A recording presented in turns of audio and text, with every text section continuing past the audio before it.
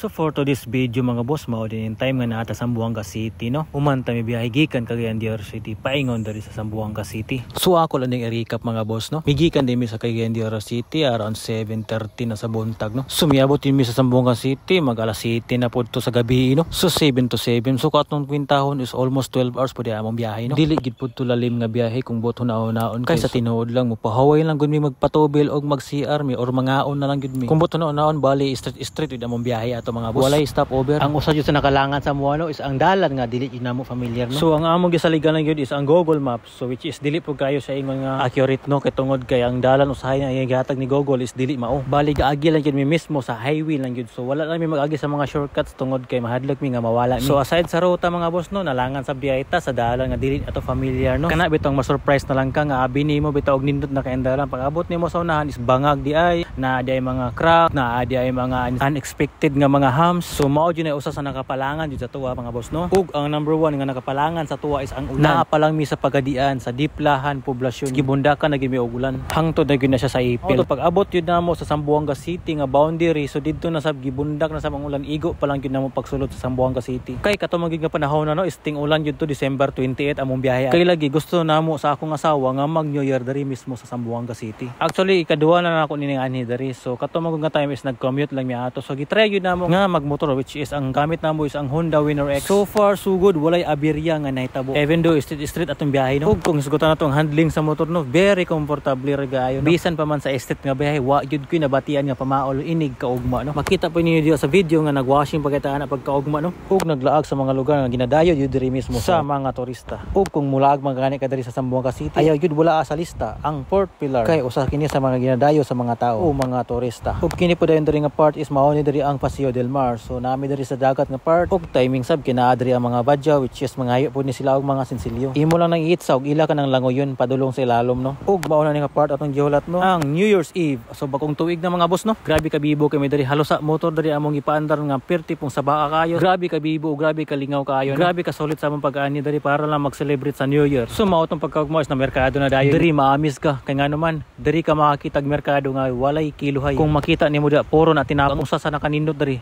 perting baratuha. Naputay bulad diri nga puro po ni pinutos og tinapok, wa jud ni kiluhay diri. So kung bago pa ka sa akong video, please like and share na lang para updated ka sa tanan natong laag diri sa Zamboanga City. Thank you. Babush.